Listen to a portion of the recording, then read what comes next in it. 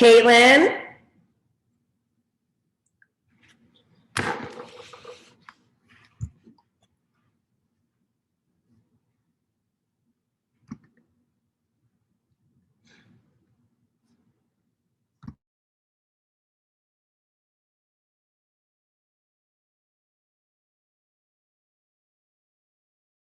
Hold on, we're testing something. One sec.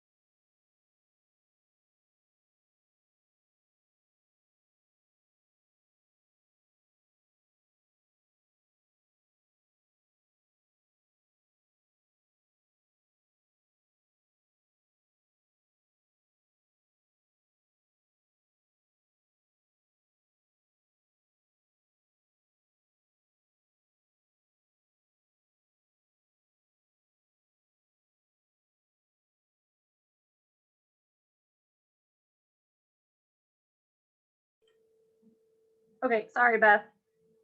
Tracy and Brenda are going to be on in a minute. They're stuck in a meeting. So I'm just going to man the waiting room so until they can get here. Caitlin? Hello? Caitlin? Yep. You don't have to man it. It's okay. I got it. Are you sure? Yeah, it's easy because it pops right up on the screen. Okay. I'm just going to leave this running in the background. I have to work on something else quick, but I will be on if you need me, just yell. Oh yeah, no worries. I'm good. And tonight will be the same. I don't need, no, I'm fine. As long as I could have logged on. You know what's so weird? Monday for Friendship Circle, I had a problem getting in. So maybe it was just, busy on Zoom. Yeah, I don't know. No, but I'm good. I've got the rabbi here, so I'm fine. Okay. All right, thanks. Okay.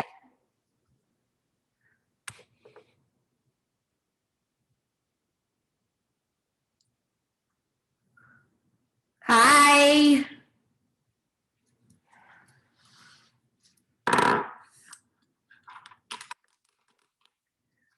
How are ya?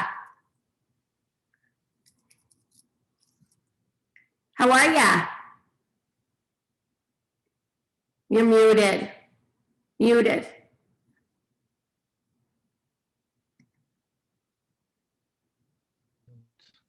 Hi. Now I can. You were muted. Good. Your office looks so organized. Oh. I try. It's good. So Sunday was great. Did you get some emails from people? No, I have to check. No. Okay. Yeah. So thank you. I did get one email from Jill. Jill Siegel, she loved you. She's a publicist in New York. So she loved you. She thought you were fabulous. But I gave your name to the two others that wanted to bring to their community. Lila Adwar is from Long Island, Jericho, New York. And Paul Freed was from New Jersey. So they'll reach out, you know what I mean? People were just blown away. I still am getting calls to say it was the way he spoke that people, you remember I said when I was on the first one, it's just, he's unbelievable the way he speaks, right? I agree. Did you ever ask him why his family still lives there? Because someone wanted to ask, and I figured.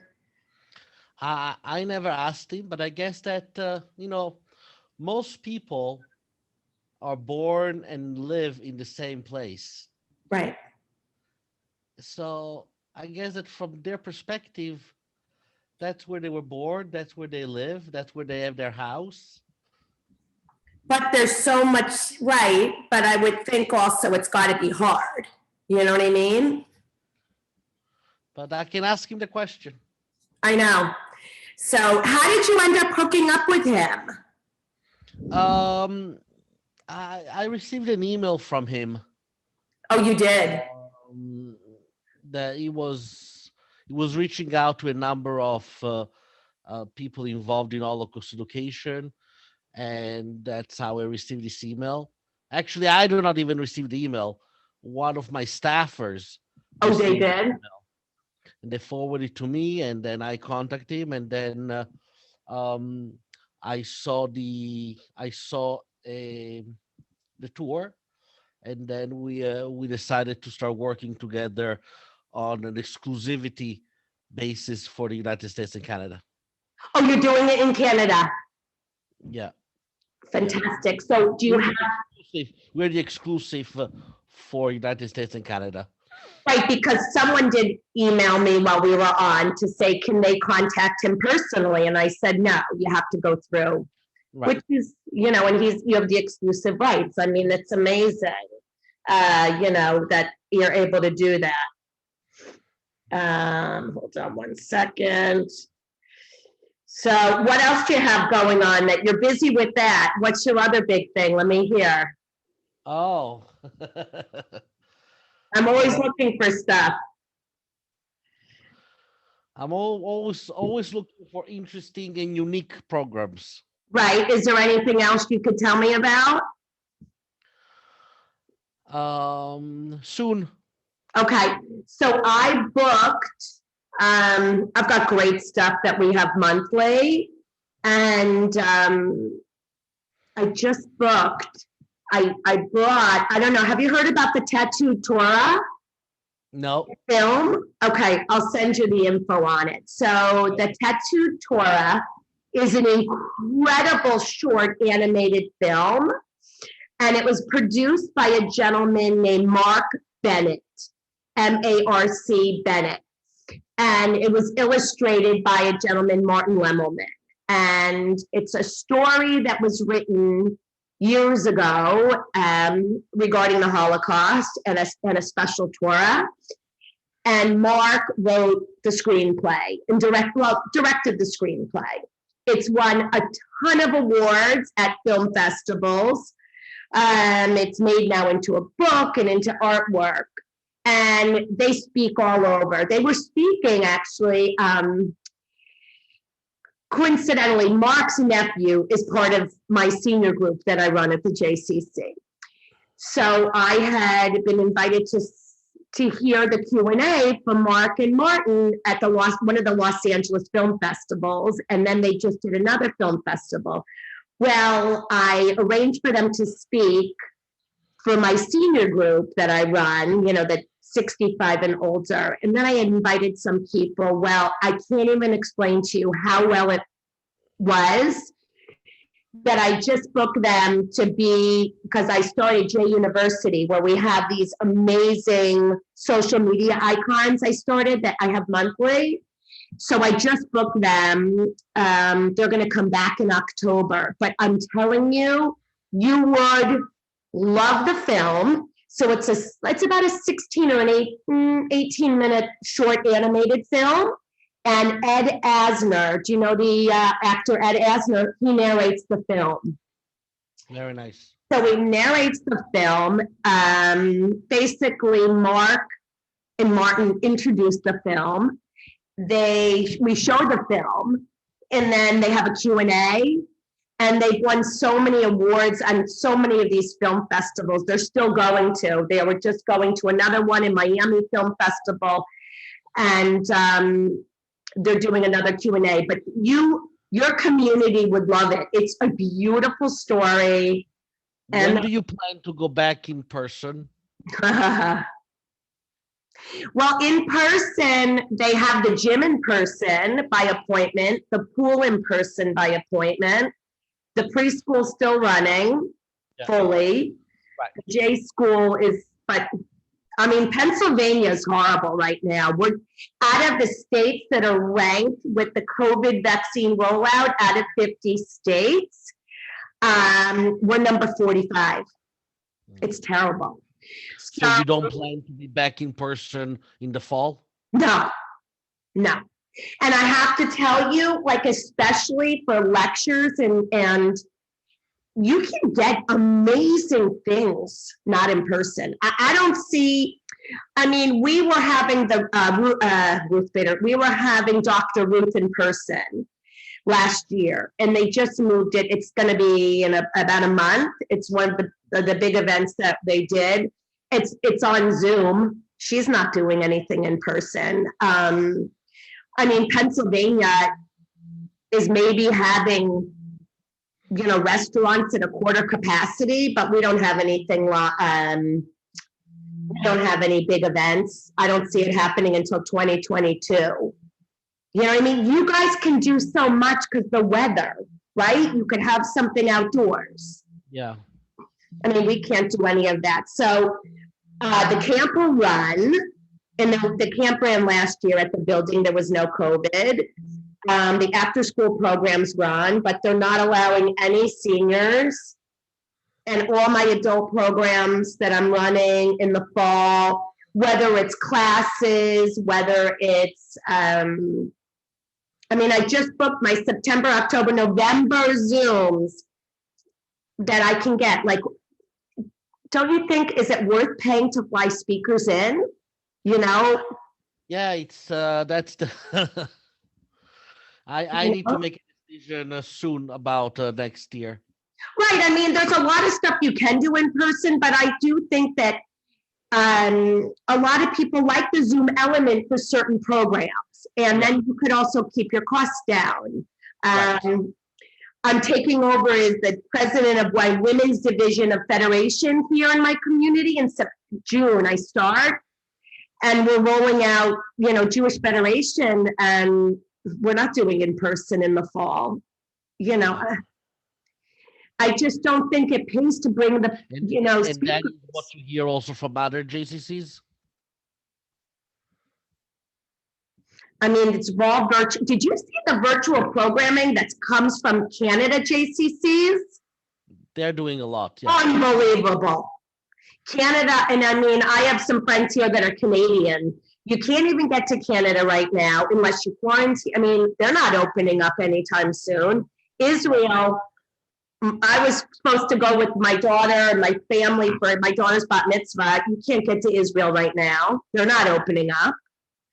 Do you have anything in person programming wise? We did not do anything in person this year, and I need to decide moving forward. I need to make a decision sometimes this week. What do you think you're going to do? No. I think that outdoors maybe in September. But I think that, like, for example, I teach a number of classes. And so I'm thinking that maybe I'm going to open it up to in person to those that have already the second vaccine. Oh, exactly. That's the other thing. I mean, if people want in person, I think they have to be vaccinated, but you can't. So I think that I will open up my classes that we do a few times a week to people that are already vaccinated, up to a certain number in the class, and those that are not within that number can join via Zoom. Yeah, I do think for anything, to have the Zoom option is the way to go always, to Right. be honest. And you don't have people that pay membership, correct? Right. No, I don't. They don't pay membership. So the synagogues here, let me see what time it is. I got to open it up. The synagogues here are talking about the high holidays, what to do. Yeah. You know? Okay. Right. Yeah. Let me get everyone in. Okay. Okay. Good morning. Hi, Hi. how are you? Good. Naomi, I'll connect with you later for next Monday. Yes. Oh, Okay. Yeah. Hi, everybody. We'll just wait. We've got, you know how it is in Allentown. Hi, Lisa. Everyone's late in Allentown. Rabbi Beyo, is that like you? It's a Jewish time. No That's one funny. comes on time. well, time doesn't matter anymore. It seems time, days, weeks, months, who knows? Right, and Naomi, you're always doing it. Are you in the car? I'm neither confirming nor denying Ah! that fact. And if you hear any honking, I don't know why. That's the best. You still can Zoom from the car, Yes, which is so great. yes. Okay. So now I will turn I will go on mute now so you don't hear any road noises. Okay. Love you guys though.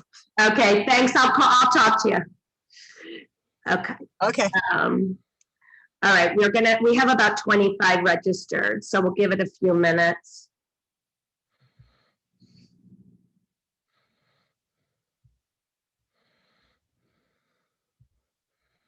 Lisa, why don't you meet Rabbi Beyo? This is Lisa, who's our early education director at the JCC.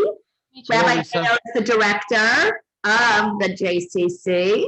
Meet you. Hello, how are you? I'm good. Lisa, he was just telling, they don't have membership at his JCC.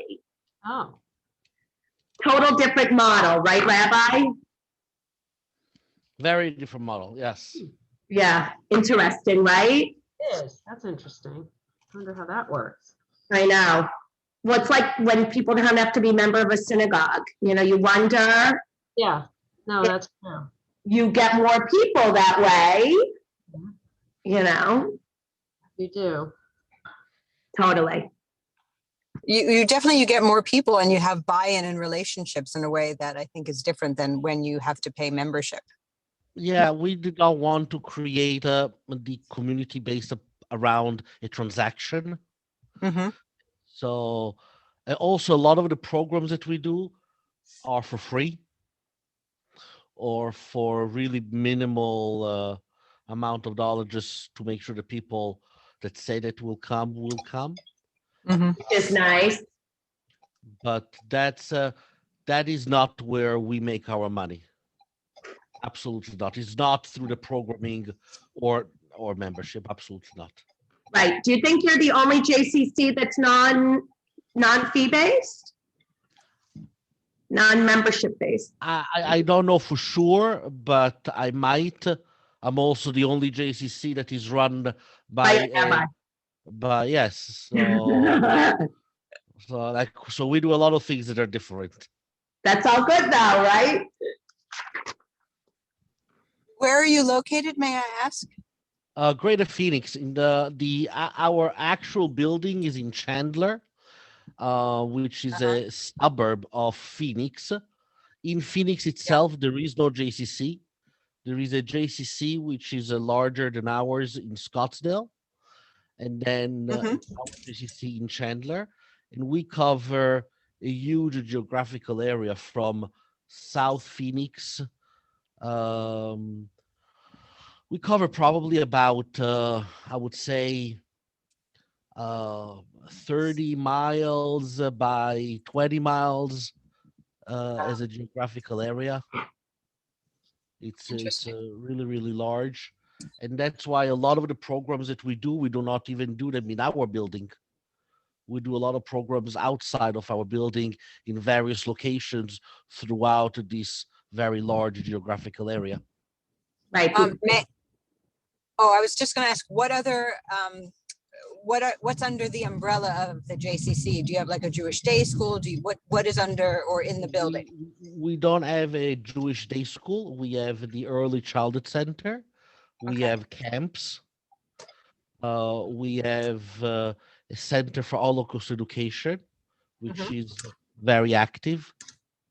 We probably do the most programs, exhibits, engagement, education when it comes to Holocaust education in the state. We have a program called CORE, which is Community Outreach, Relationship, and Engagement.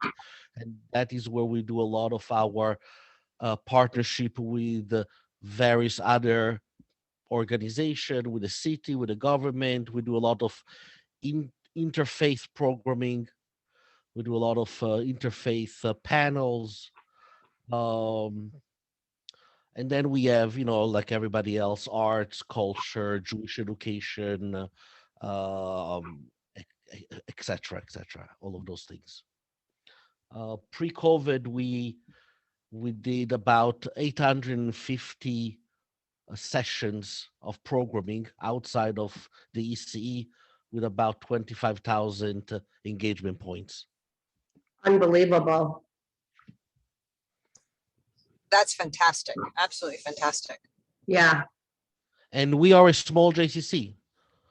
My budget was pre-COVID was 2-3.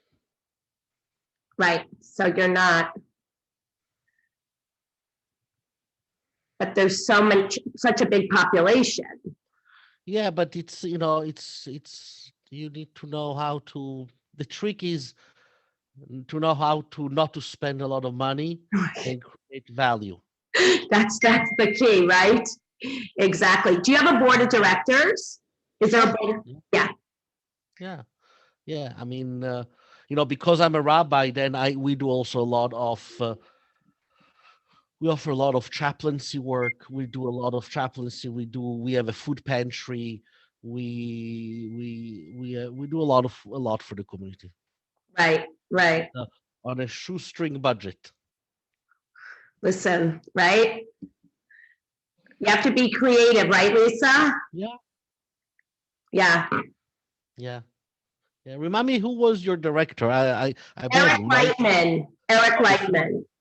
No, before you had some. You used to smoke a cigar. Jeff?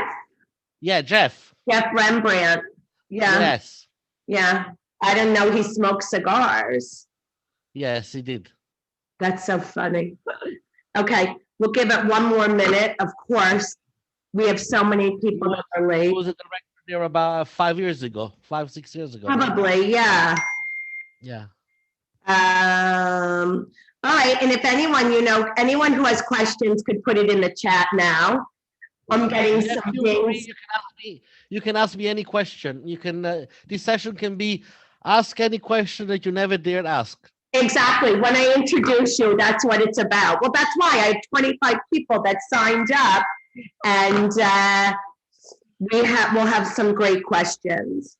So I'll wait one more minute, and then as people come on.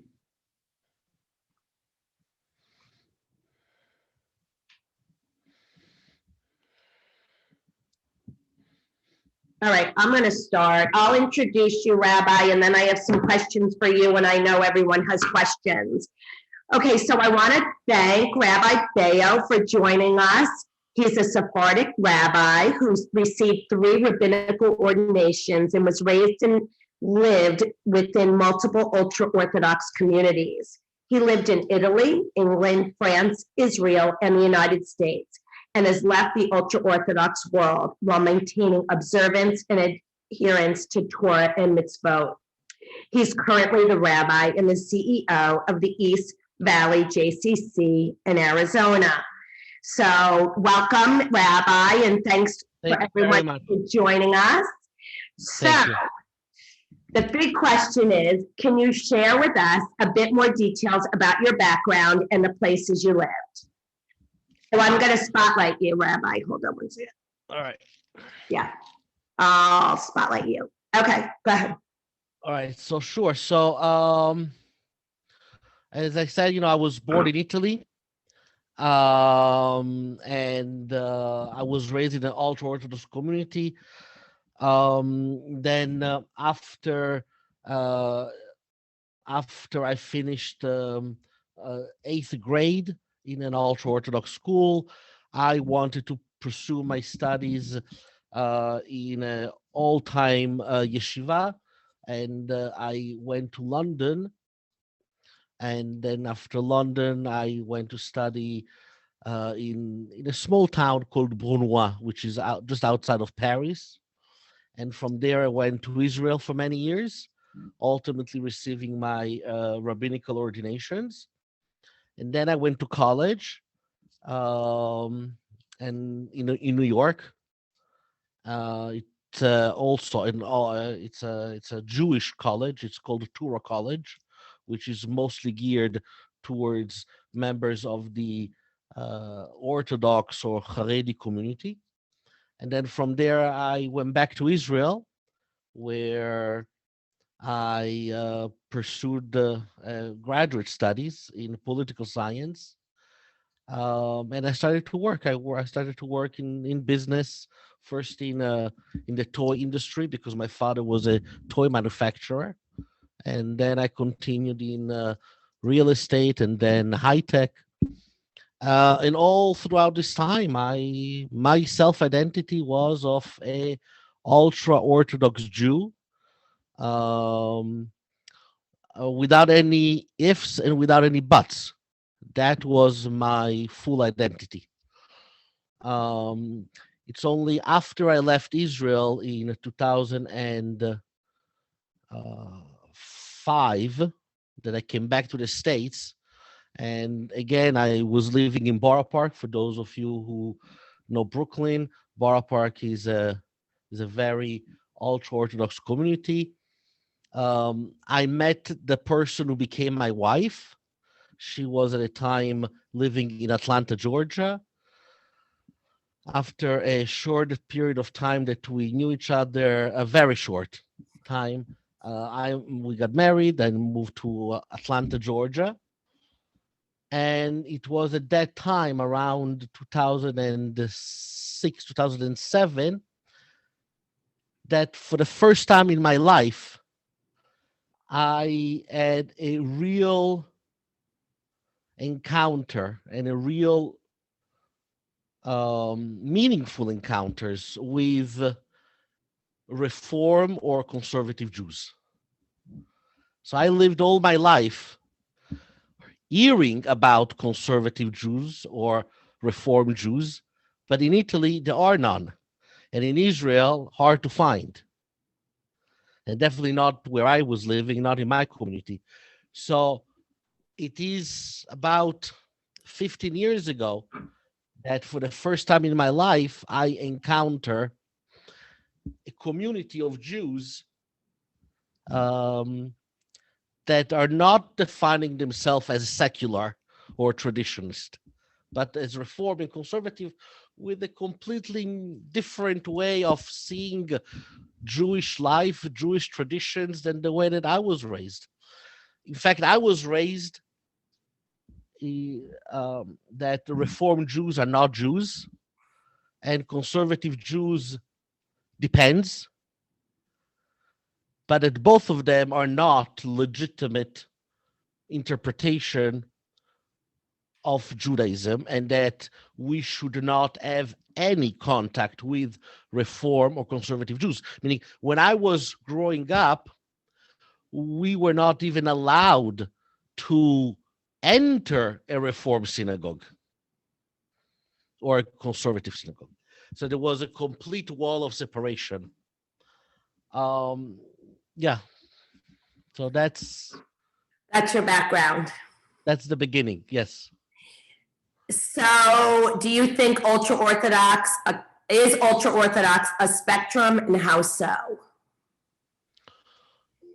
Well, within ultra-Orthodoxy, there are many, it's a spectrum, that's for sure. Uh, an ultra-Orthodox Jew from Jerusalem or certain neighborhood in Jerusalem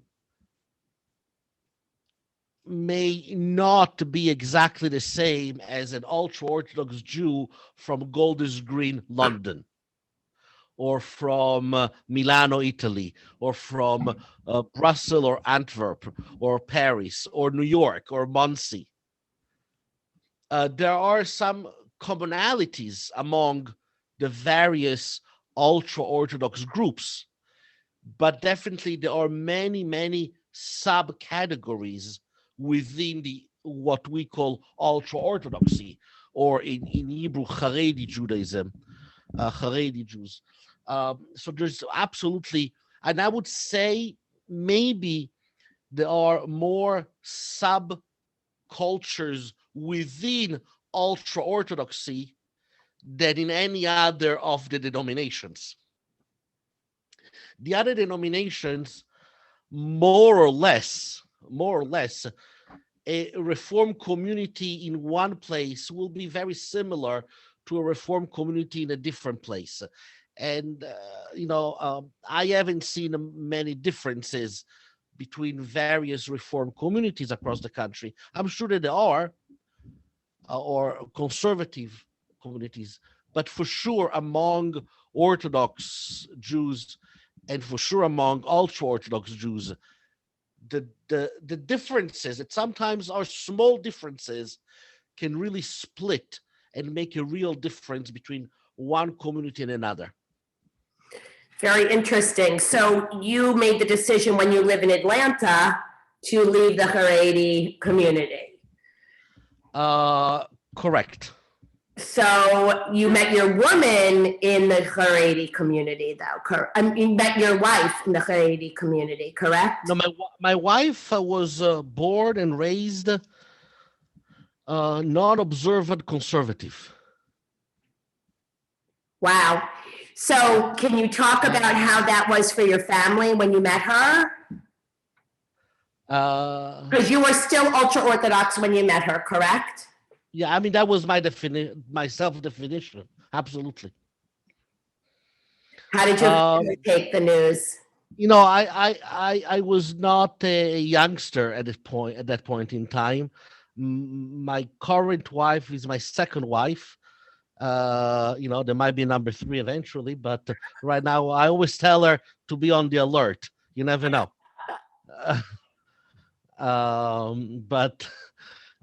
So she was my second wife. I was already older. Not the typical 21 years old Haredi guy that gets married. I was in America, and all of my family except my sister are in Israel. And so there wasn't any tension on that side. Right. So go back for your first wife. You said you knew her only a short time when you were married. My first wife, my current wife. Your first wife. No, my current wife. Yeah. You only knew her a short time? Yes. Oh. Yeah, my current wife, we met online on a dating site called Saw You at Sinai. Oh, I've heard about this, yes. Which it's been around for a while by now, I guess. And that website is specifically geared towards the Orthodox community, where there is a real matchmaker that will make the matches. Right. Rather than JDate, where it is all open to anyone, right? So Saw You at Sinai, there is a real matchmaker that would suggest matches. And to make a long story short, we started talking, my wife and I, and then after I say a week, she says 10 days, she came to New York. I was living in New York at the time. We met, she came on a Thursday morning. By Saturday night, we made an engagement. Wow, that's incredible. And Sunday, my friends threw us a party. And 2 months later, I was living in Atlanta. Wow.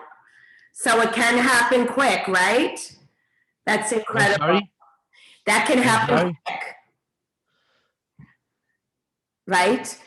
So, all right, that's very incredible. Well, tell us what your thoughts are, because there are a lot of the Orthodox community that was upset about the portrayal of the Jewish community in Unorthodox.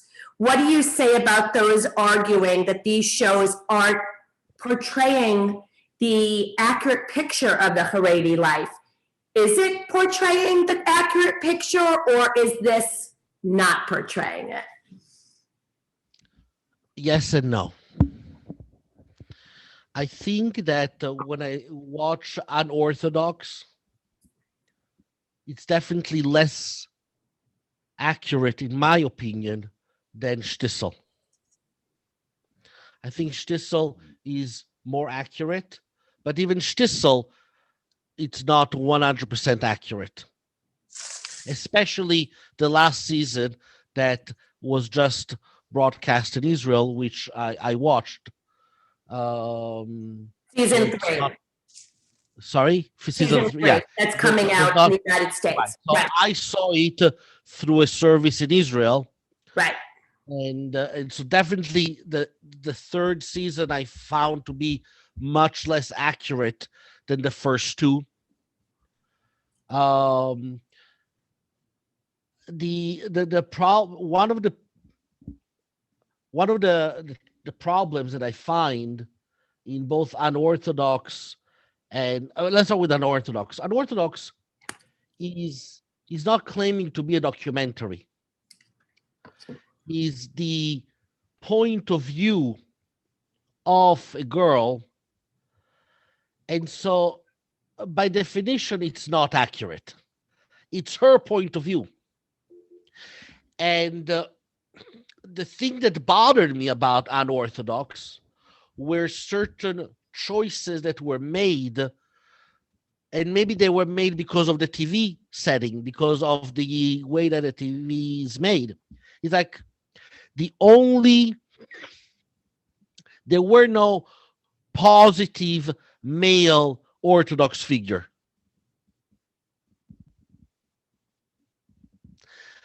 The only positive male figure is a Palestinian in Berlin. The good Jews that embrace her are the ones that are not observant. Everybody that was observant is portrayed in one way or another negatively. Now, it's very possible that she was so lucky in her life that she only met assholes in her life. It could be. I'm not denying that we have plenty of assholes in the Haredi community. Right. It could be that she was so lucky that she met them all, one after the other. And I doubt that that was the case, that no positive figure ever came up in her life. There were some other scenes that were clearly, that didn't make sense. This is a girl that doesn't know how to speak to a guy because she never spoke to a guy before she gets married, but picks herself up, goes to Berlin, and she starts a conversation with a total stranger. That doesn't work. Or she goes to the lake and immediately decides to take off her sheitel, her wig, in front of everybody. There are certain things that are so ingrained in somebody that is raised in a Haredi community that you don't do them so quickly. Now, it's possible that because of the TV series, they had to skip time. and therefore they had to put it all within 30 seconds.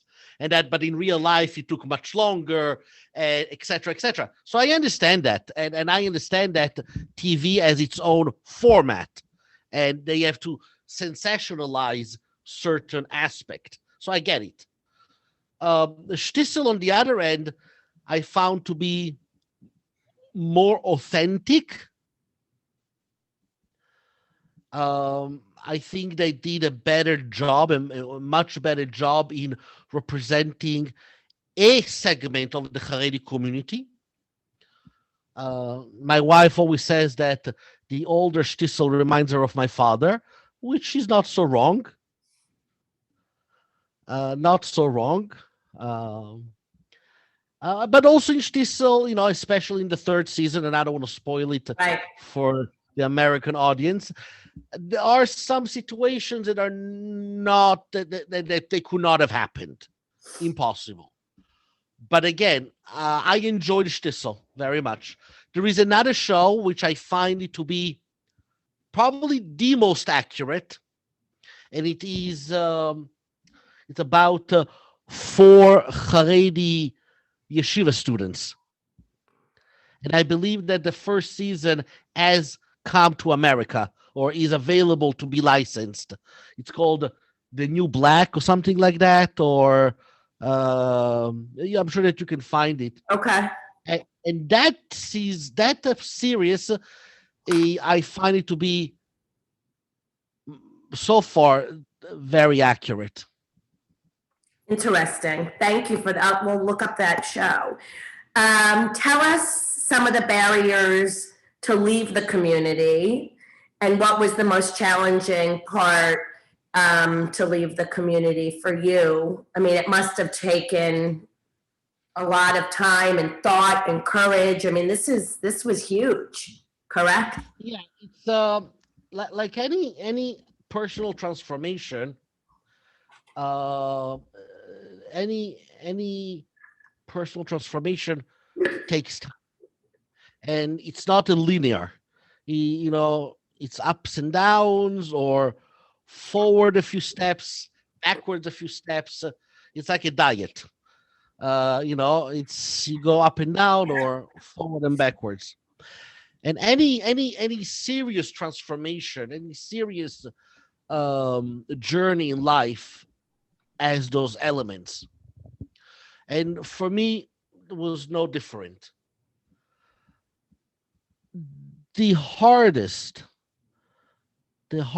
part of my journey, and it's something that I'm still struggling with, is the loss of the home, the loss of the community where you belong, because you know all the ins and outs, and there are no secrets to you, and you're just home. I always say I left my home, but meaning the community,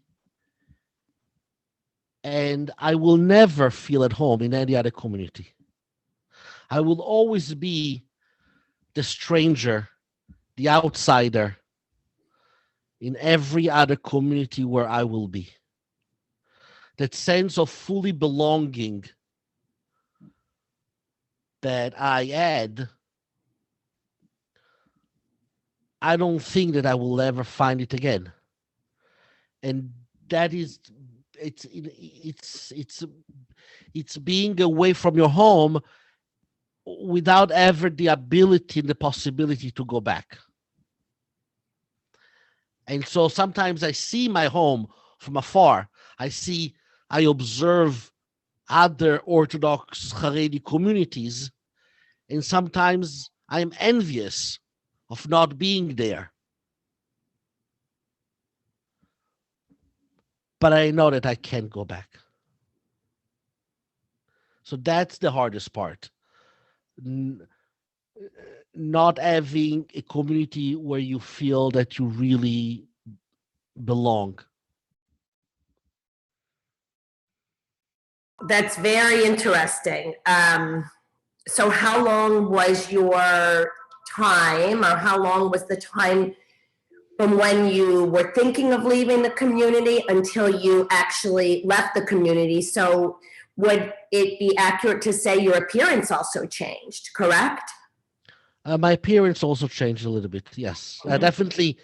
The way I dress, definitely the way I dress changed a lot. I used to have also a longer beard. So definitely I used to dress differently, and I used to have a longer beard. Um, the process took, I would say, about 6 years, 6 to 10 years. Yeah. It's a long time. Now, this is a question I know people have asked a lot of the Haredi community that are open to discussing. Did you have friends and relatives that left the community before you did? No.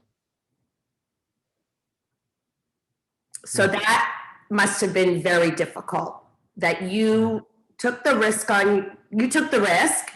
You were almost, what do they call it? The rebel in a lot of ways. It's viewed as the rebel. And especially, that must have been very difficult for your family, but how was the response to that? And can we ask, how many siblings do you have, and do you come from a huge family? No, I don't come from a huge family. We are 4 in the family.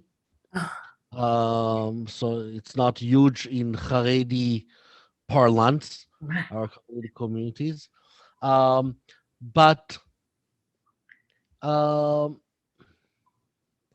so again, in my specific case, which is different than other people that left the Haredi community, I did not have any ostracism from my family. Not at all. Not at all. So that's not something that I suffered from. For me, the difficult part was a complete reevaluation of who I am and what I am and what is my purpose in life.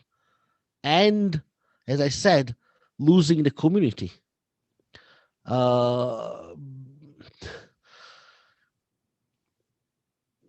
It's I remember one Shabbat afternoon walking into the synagogue in Atlanta where I used to go, and I remember having flip-flops, and that was already towards the end of my journey, right? And I remember walking, it was very hot summer, so I remember having flip-flops and maybe a collared shirt, and definitely not wearing my hat, not wearing my long black coat and everything. And I remember distinctively a gentleman, an older gentleman that did not know me, that was wearing the uniform, the black hat and the longer beard and the white shirt and all of that, coming up to me, thinking that I was a non-observant, non-religious person wandering into this synagogue and wanted to. So he comes up to me and he says, "Oh, welcome to our synagogue. Here, this is a prayer book. Do you need me to show you where?" Yeah, and then, and he says to me, "Up until a few years ago, I also used to dress like you on Shabbat." So I told him, up until a few weeks ago, I dressed like you. So I remember situations like this that were funny and sad at the same time, that we judge people by the way that they are dressed. That we judge our brothers and sisters by what color shirt they have, or whether they wear a open toe shoes or not, or any of those things. So but again, for me, the hardest part was the community. And for many people that leave ultra-orthodoxy or orthodoxy in general, very few remain orthodox. If you look at the majority of people that that have even written books or documentaries about their journey, the overwhelming majority, once they give up something, it becomes like a Pandora box that they have opened, and then ultimately they become completely secular, or in certain cases anti. So that was never part of my journey. I've always knew that I wanted to remain observant of Jewish laws and tradition in the way that I understand it. So for me, the challenge, the reason that I left ultra-orthodoxy was not because of, it was because of theological reasons, but not for day-to-day practical behavioral Jewish living. I don't know if you understand the difference. For a lot of people, they leave ultra-orthodoxy because they don't want to keep Shabbat in a certain way. They want to be able to eat whatever they want. That's what constrains them. That was never an issue for me. I left ultra-orthodoxy because I came to the realization that theologically I have issues with it, not on a practical level. The theology of it is bothersome. So that's it. I'm sure we'll go back to that. I'm sure other people have questions, but let me go back, because you said theologically you had problems with it. So let's go back to when you were growing up, when you were a young boy. Clearly you went to yeshiva, you stay within your community. Very often, I can speak of communities. There's community in Muncie, New York, where you go to the community and the school buses are in Hebrew. The whole thing is in Hebrew or Yiddish. No, there is no English-speaking people. So when you were a young boy, so I would say in your early teens, did you think everyone was like you, or did you wonder? No, because as I said from the beginning, since I was born and raised in Italy, in Milano, it's a little bit different than being raised in Muncie. Correct. Okay, so it is different. So I was not raised in my youth in such a secluded community. Eventually, I went to live in such secluded communities. Mm-hmm. That was when I was a little bit older. I knew that not everybody was like me. And I also knew that they were wrong and I was right. Period. That's the way that I was raised. That anybody that is not like us is fundamentally wrong. And we need to try to, educate them or whatever to find the light at the end of the tunnel. But for me, also differently than other people that went through similar situations, there is the element of being a Sephardi Jew. And I was always the token Sephardi Jew in an Ashkenazi world. Mm-hmm. So, and there is great, great level of, I don't know how to call it, racism in the Haredi world from the Ashkenazi community towards the Sephardi community. So my religious journey was a combination of theologically understanding that the Haredi theology was not okay for me, but it was also a unshackling of the Ashkenormative brainwashing that I had received throughout my life that had completely annihilated my Sephardi background, heritage, custom, traditions, etc. You see, in the Sephardi world, historically, there is no Haredi Judaism. Ultra-Orthodoxy is purely, up until modern, very, very modern times, the last 20 years in Israel, which is a different subject. But historically, Ultra-Orthodoxy only exists in Ashkenazi world. In the Sephardi world, it doesn't exist. Just like Reform and Conservative Judaism don't exist in the Sephardi world. And as a result of it, Ultra-Orthodoxy doesn't exist because Orthodoxy and Ultra-Orthodoxy are counter reactions to Reform and Conservative Judaism. So in the Sephardi world, since there was no Reform movement, there was no need to a counter Reform movement, i.e., Orthodoxy or Ultra-Orthodoxy.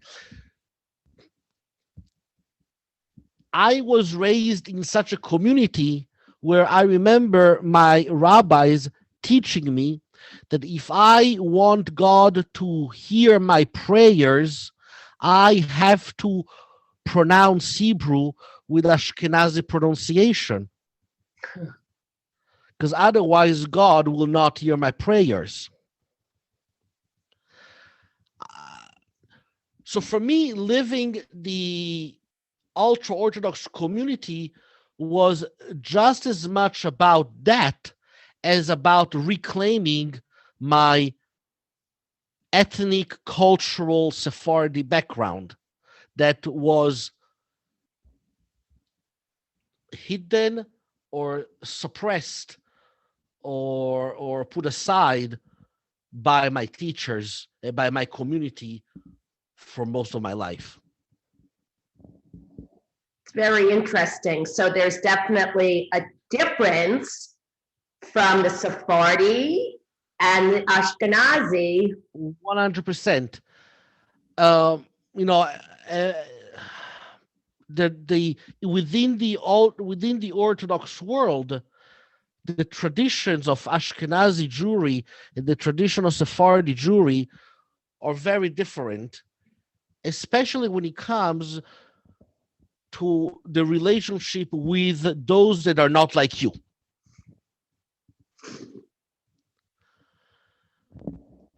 Especially when it comes to traditions. I'll give you a small example that it may or may not resonate with your community. We just finished the holiday of Purim. And as part of the traditions, we read the Megillah, right? So there is a question in Orthodoxy whether a woman is allowed or not allowed to read the Megillah in public. That's a question that exists in Orthodoxy. Reformed Jews or conservative Jews don't have a problem with a female reading the Megillah in public. In the Orthodox world, that's a big question.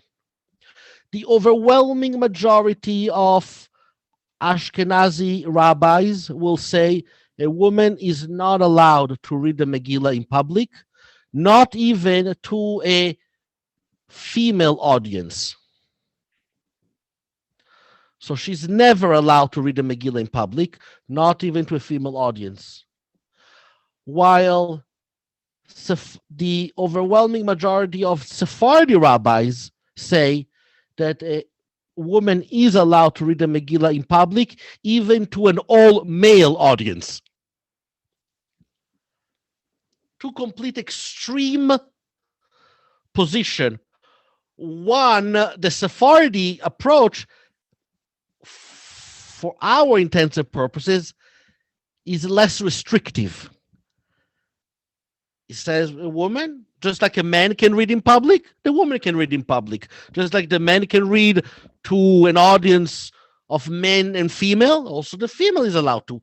They are the same in this respect.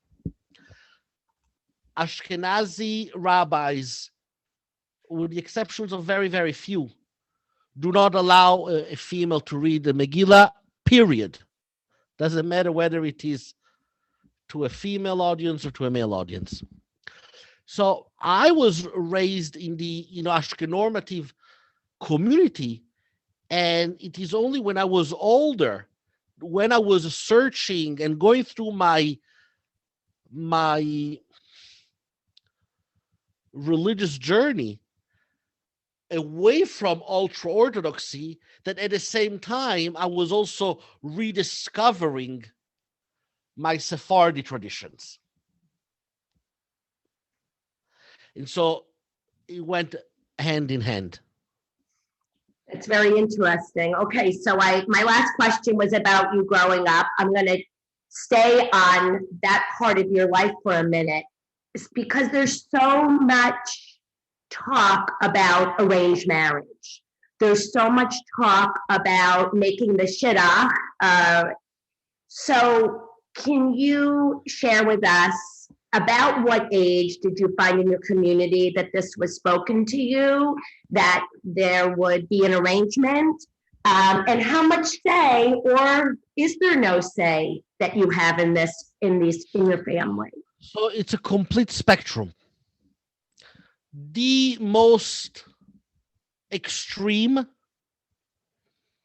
communities within ultra-Orthodoxy, communities like New Square in Monsey, Williamsburg in Brooklyn, in Jerusalem, in Beit Ungern, etc. The marriage is prearranged. Even I'm saying communities that are stricter than even Shtisel. Mm-hmm. Okay, one more level of stringencies. There is no say. There, the families arrange the marriage. They decide that X will marry Y. It's decided by the families. If they're lucky, they will meet once for half an hour. And then 6 months later, they will not talk ever again until they get married, and that's it. And the girls can be as young as 16, and the boys as young as 18.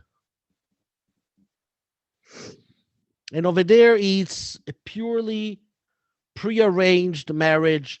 And we find that a lot among the elite, the rabbinical elite.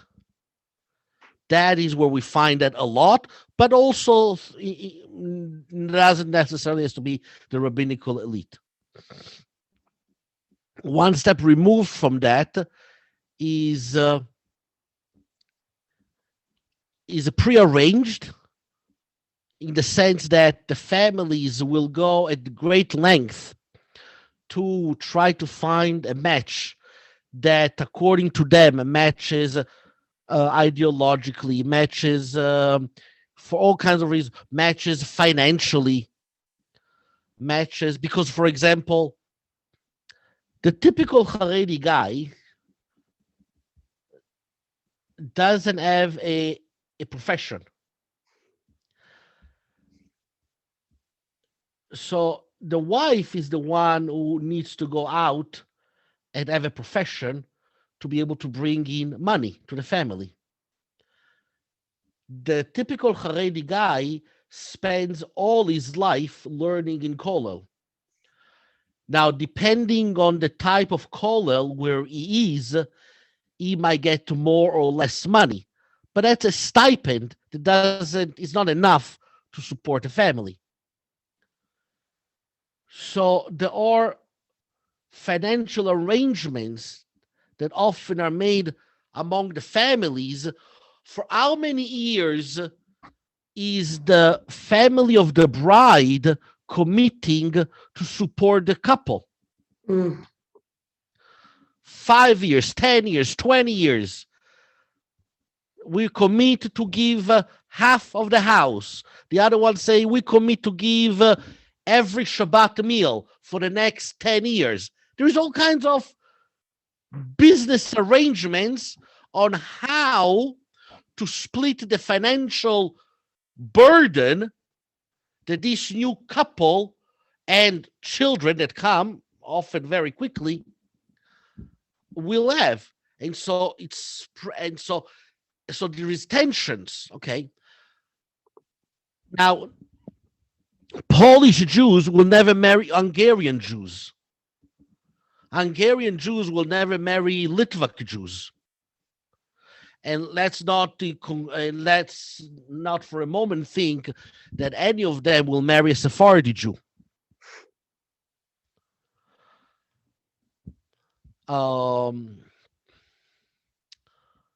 So there is a lot of that. So in that case, once they agree, they might go out or in-house, so it's under supervision for 1 or 2 times.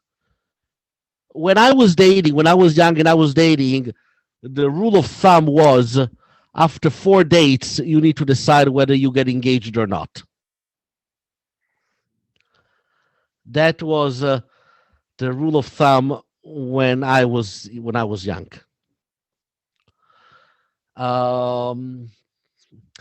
Now, you don't have to accept the shidduch. When you go a little bit more modern, you can stop at the 3rd date and say, not for me. You can stop at the 4th date, not for me. But you cannot go on for months without making a decision. You can't. There is also very strict rules about not touching each other. You're not allowed to hold hands. You're not allowed to kiss. You're not allowed to have any intimacy. And I would say that the most modern among the Haredi world, I'm not talking about Orthodox world. I'm not talking about the modern Orthodox. I'm talking about within the Haredi world would be that the bride or the groom, they have the ability to say no, but they need to say no quickly. And if you're not going to say no quickly, then it's a yes. Because everything has been arranged, meaning, and I want to say something positively about it. Often, when people get married, they fight about money. Here, there is no fighting about money. It's all been taken care of. What do you fight about? You fight about what kind of education we will give to the kids. There is no fight. Here, you don't accept the shidduch unless you know exactly that the two families agree how to raise the kids. There is no fighting over where we're going to spend the holidays, with your family or with my family. Those things are community standards. There are certain community standards, so there is no room for arguments.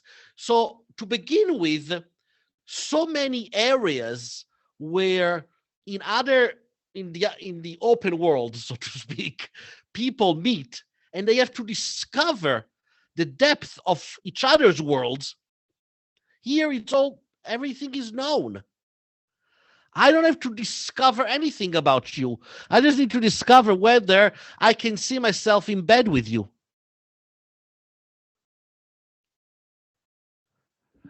And since they have not had much experience, if any at all, anybody will do well.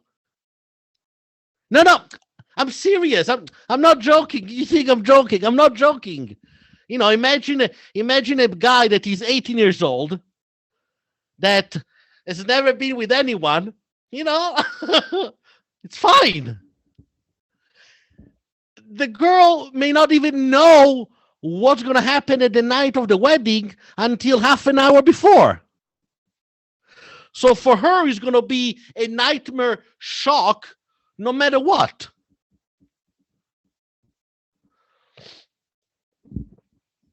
I'm sorry if I am revealing all of these secrets, but Everyone likes your honesty. And listen, it's unorthodox uncovered.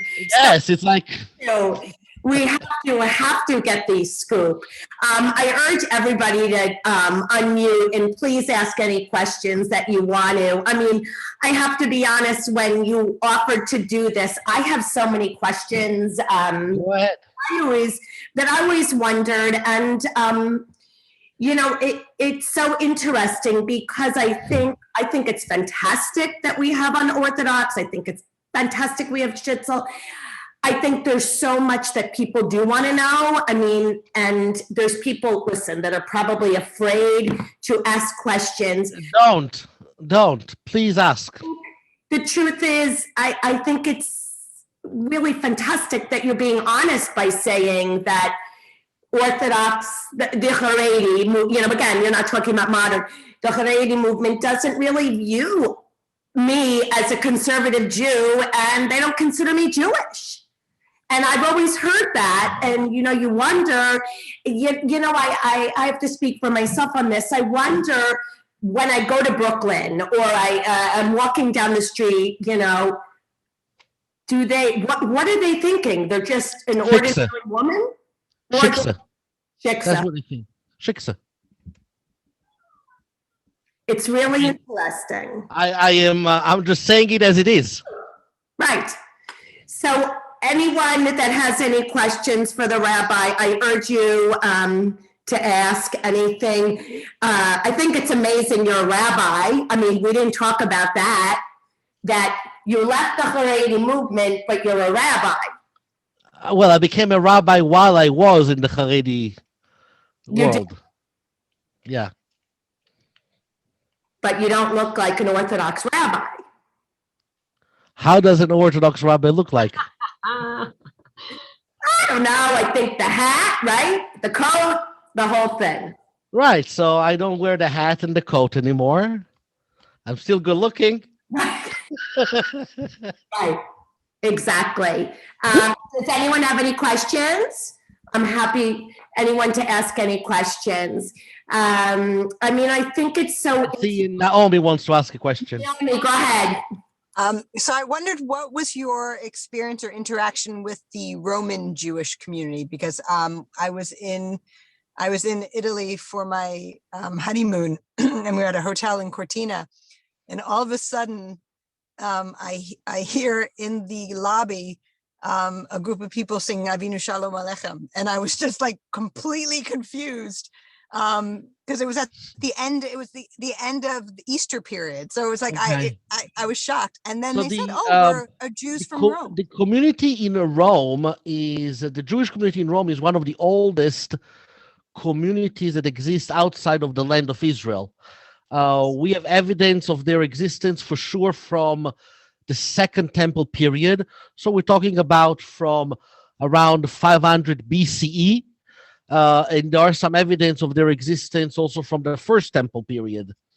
So we often think about, Ashkenazi Jews and Sephardi Jews, but then there is Italian Jews. They are like a subcategory on their own. Over the centuries, they've been influenced by both the Ashkenazi world and the Middle Eastern world, the Sephardi Jews. but there is a specific Italian community in Rome. I mean, it's all over Italy, but predominantly is in Rome. You have about, I think today, maybe 11 or 12,000 Jews in Rome. Mostly are traditional.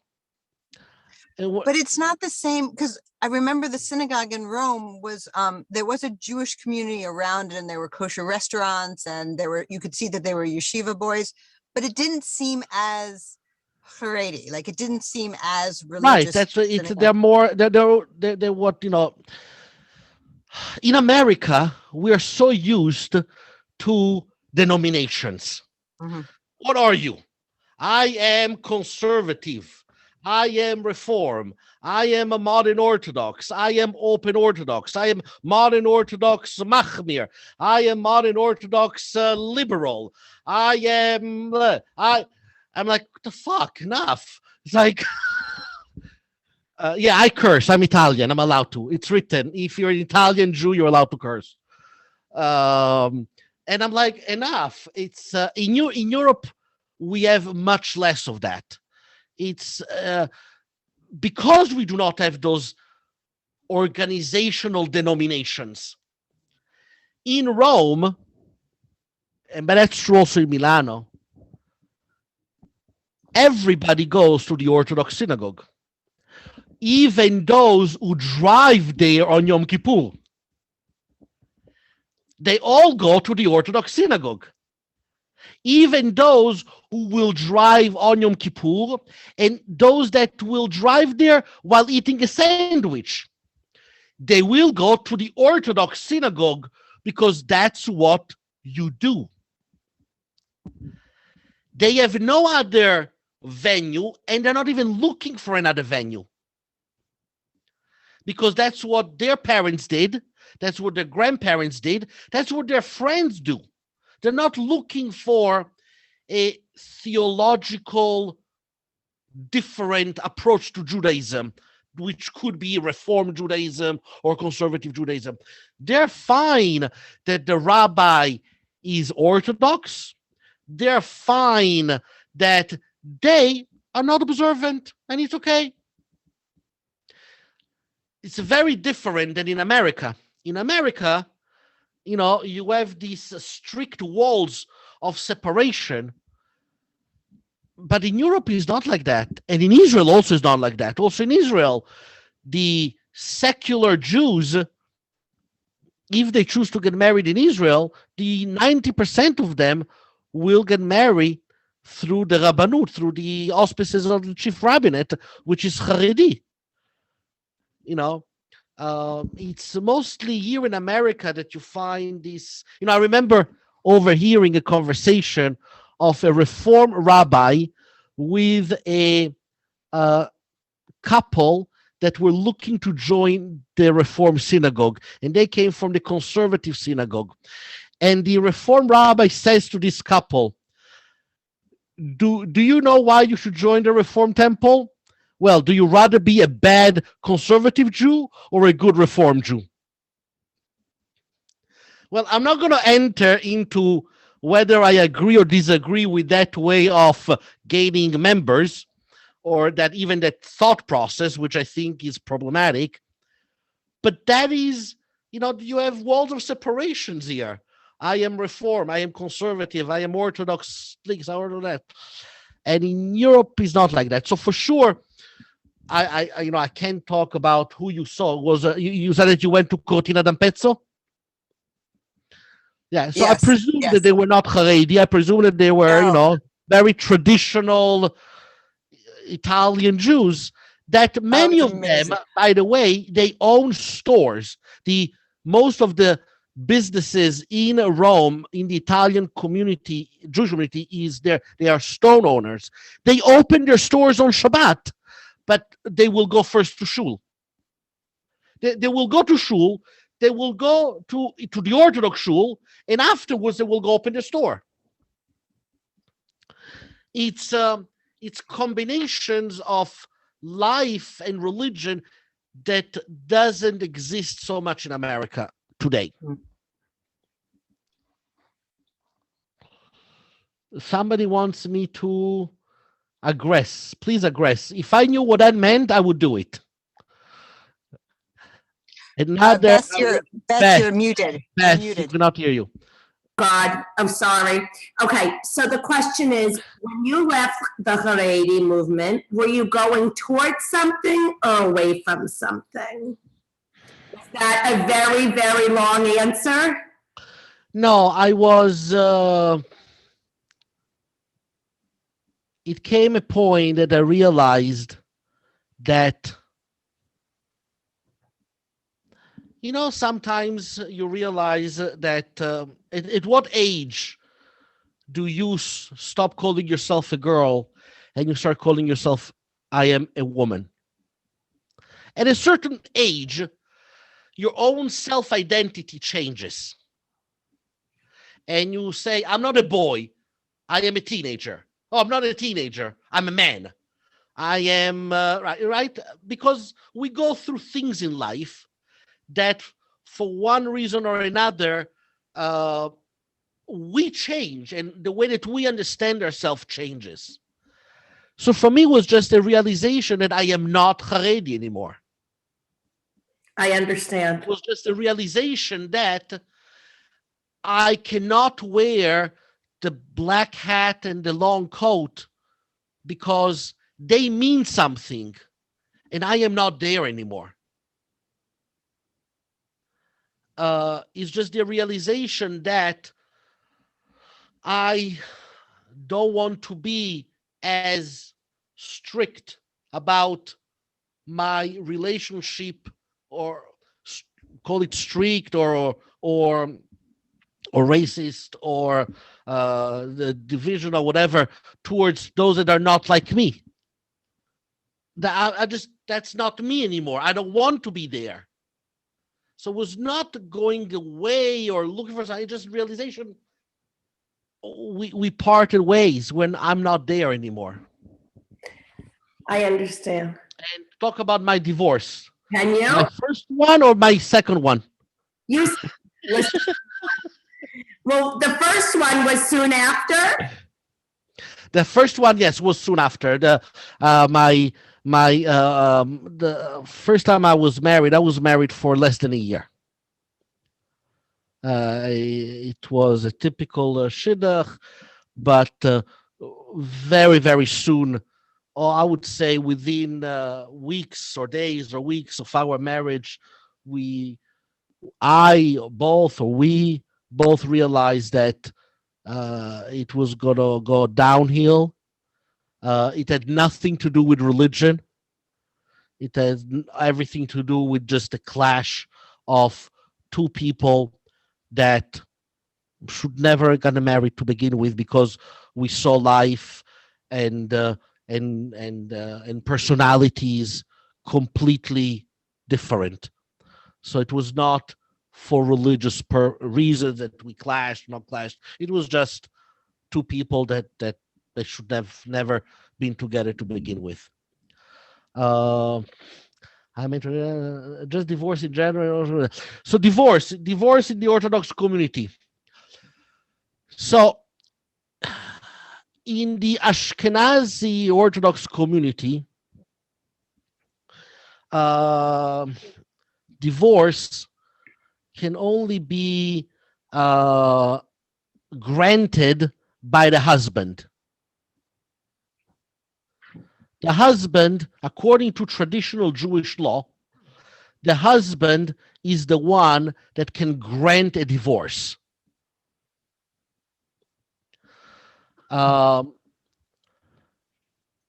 So if the husband doesn't want to grant a divorce, we have a problem, because according to many traditional rabbis, you cannot force the husband to give the divorce.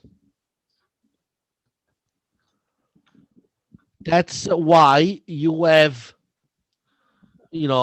chained women and all kinds of problems around situations where you have women that have not received their get for 1, 2, 10, 20 years, etc. Yeah. In the Sephardi world, it's different. Because in the Sephardi world, we are allowed to beat the crap out of the guy until he says, yes, I want to give the get. Legally, according to Jewish law, we're allowed to do that. Now, how do you do it in a modern society? Because if I go up to somebody and beat the crap out of him and say, hey, give her the get, it's I'm going to be in trouble. So there are ways that the court, the rabbinical court, can impose garnish on the salary, garnish on this. You can create legal situations that will force or make the person realize, yes, I want to give the get. It's not worth to have my salary garnished just out of spite, right? But since we live in America and also in Israel, in mostly an Ashkenazi normative worlds, and the Haredi communities in America that we're talking about are all Ashkenaz, they don't believe that you are allowed to do that. So they don't believe that you are allowed to tell the court, go ahead and garnish his salary, go ahead and et cetera, et cetera. So you're not allowed to do that. So that's why you create those problems. But now I would like to open a parenthesis that many of you probably are not aware. Just like the husband is the one who needs to initiate the divorce, if the woman doesn't accept it, she's not divorced. A husband cannot divorce his wife unilaterally. She needs to agree to be divorced. So you also have cases, less in number, of chained men that they want to divorce their wives. They're willing to give the get. They're willing to do everything to just be free. And the wife says, no. That was my case for 1 year. So for over 1 year, I fought with my ex-wife to accept the divorce. So in that case, I was a chained husband because there was no way that I could divorce her if she didn't agree.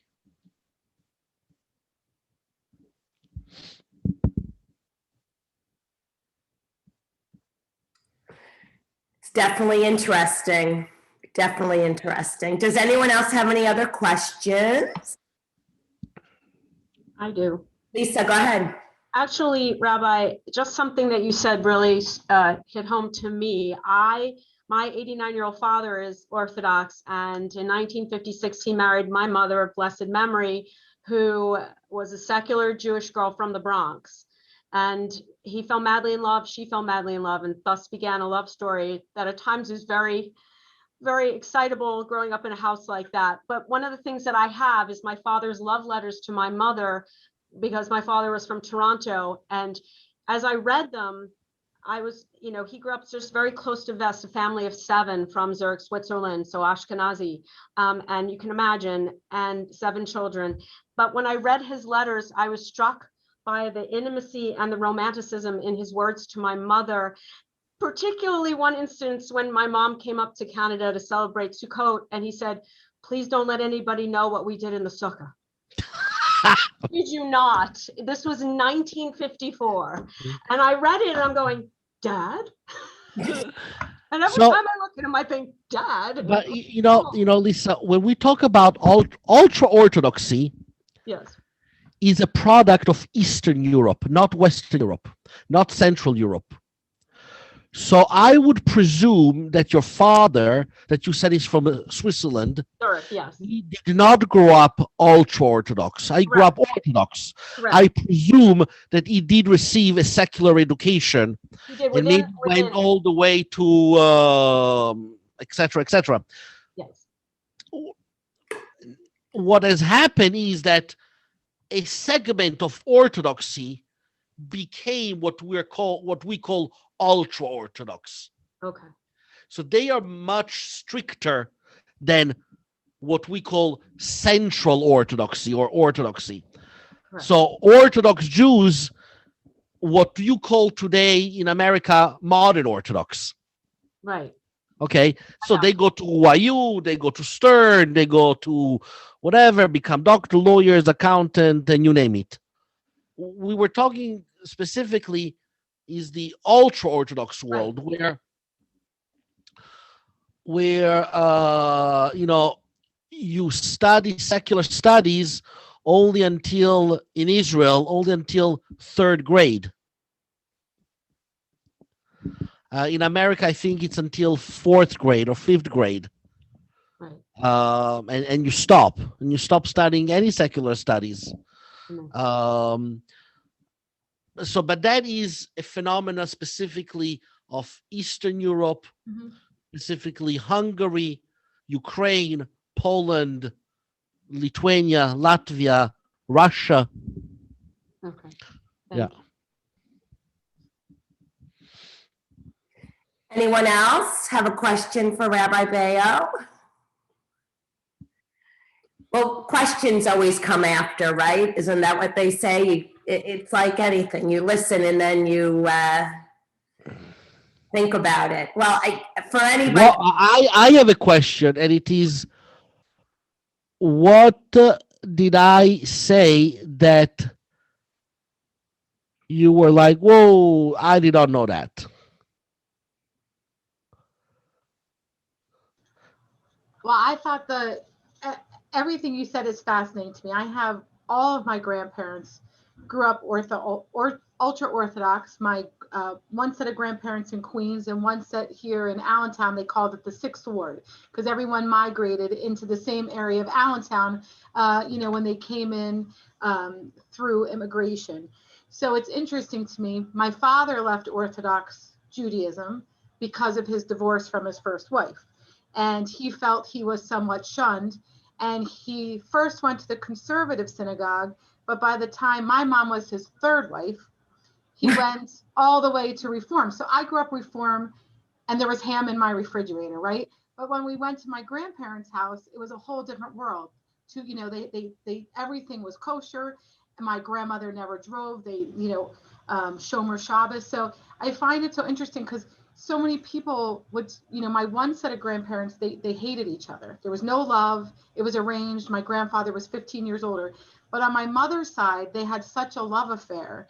And even though it was arranged, and my grandfather was an orphan by the time he came here, and my grandmother only had, I believe, a mother. We never knew their grandparents. I love the story you share about the love and like Lisa, your parents, because I think a lot of times as kids, we don't see that. And I only had that experience with my grandparents. I was raised, like I said, Reform. Both parents had moved to the Reform synagogue before I was born, but both of them were divorced. So I find it interesting that you talked about the divorce because my parents have both passed. I've never been able to ask them these questions as I get older. They had all of us older. I feel like they always came from this harder life because their parents were immigrants. And they didn't always know how to display love in their home. And my parents both said it took them a couple marriages to know how to do that. So I find when you're explaining some of this, that it kind of fills in the gaps for my own family. So I'm very thankful for that. Yeah. Let me maybe fill some additional gaps. One aspect of Orthodoxy that is especially important in ultra-Orthodoxy, and they are extreme about it, is everything to do with what is called modesty. So ultra-Orthodox Jews are extreme adherent of everything that is considered modesty. So, for example, my father would never walk behind a woman because he does not want inadvertently to gaze at a woman tuches going up and down. My father will never enter an elevator if he is the only man and another woman, because he doesn't want to be in a secluded space with another woman that is not his wife, my mother, or my sister. Okay? Now, my father is 78 years old.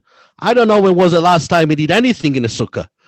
But I'm just saying it doesn't matter, right? It's the concept. That's the way you behave. That's the way you do.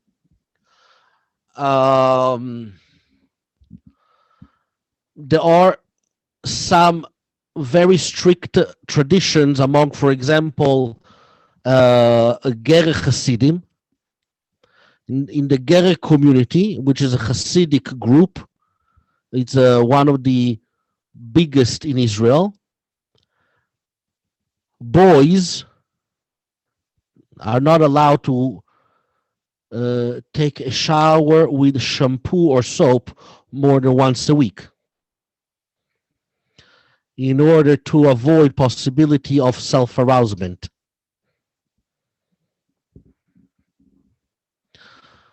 Fathers are not allowed to come home between certain hours in the evening when they have teenage girls, because the girls will be running around the house, getting dressed, undressed, pajamas, not pajamas, etc. So within certain timing, fathers will not be home. They do not call each other by name, meaning husbands and wife don't call each other by name, or they do not call each other with endearing name. My wife calls me asshole, which I started to believe it's an endearing name. But right? But no, I'm just kidding.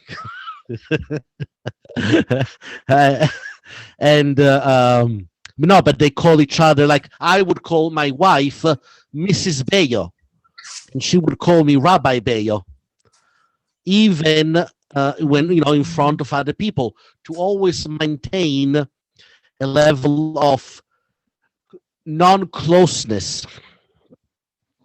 My grandmother told me that she never kissed her mom.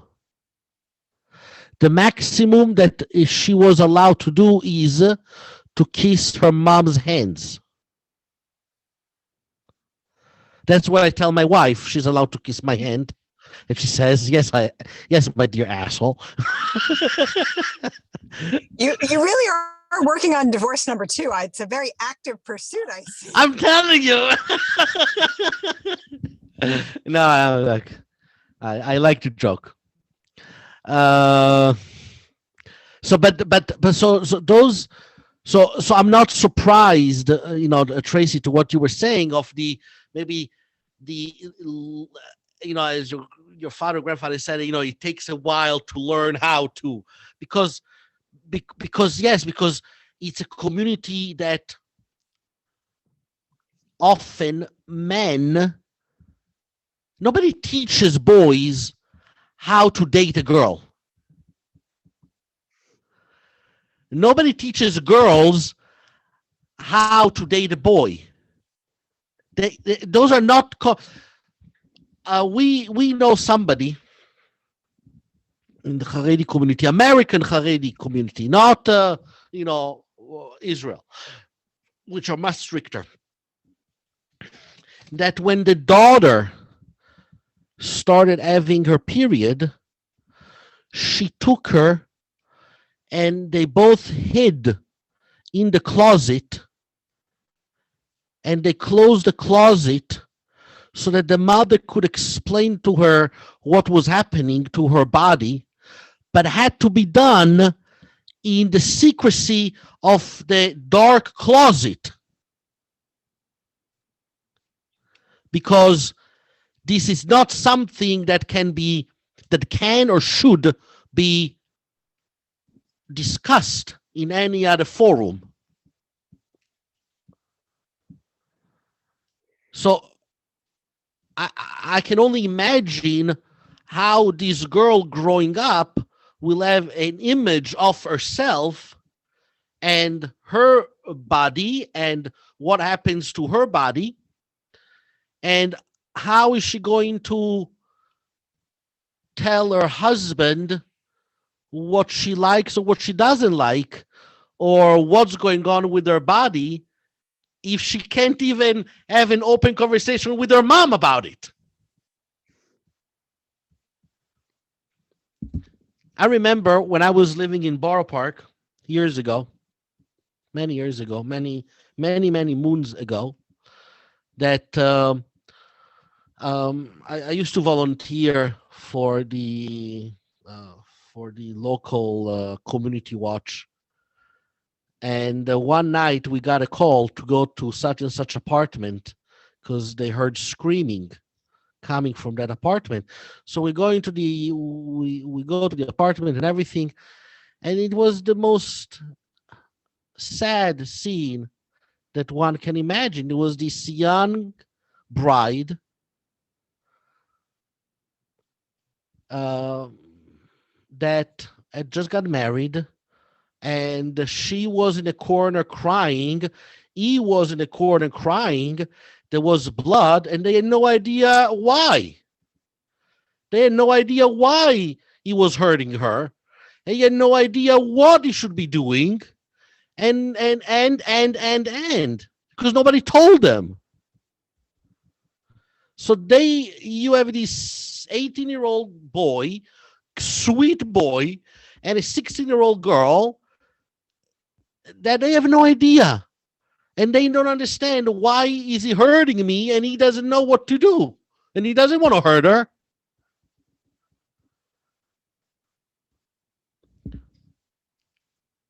Now, does it happen in every community like this? No.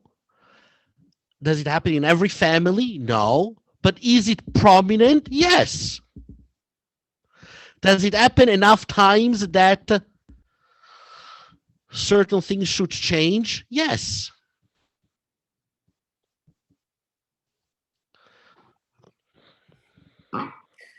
Well, you've certainly given us a lot to think about, right, everyone? I mean, it's so interesting. So when you ask what we all learned or we all, thought was shocking, there is so much that's, you don't know if it's true, but there is a lot that is true. I could go on and on. I've got tons of questions for you, but we'll save it. And I could tell anybody that didn't hear at the beginning, Rabbi Beyo is the CEO of the East Valley JCC. So it's unbelievable that your life has changed completely. You give so much to the Phoenix community there. You teach classes. I would love to hear about the classes you teach. I'd love you to send me. Well, right now, anybody can join. I teach a Kabbalah and Hasidic teachings class on Tuesday from 10 to 11, which would be your 12 to 1. Mm-hmm. And I teach a class on the life and works of Maimonides on Thursday. Great. So I'll be sure to get that. These are the two classes that I'm teaching now. In 2 weeks, I'm starting a new series on Tuesday on women of the Torah, so women of Tanakh, and that's on Tuesday. And we will continue to study Maimonides on Thursday.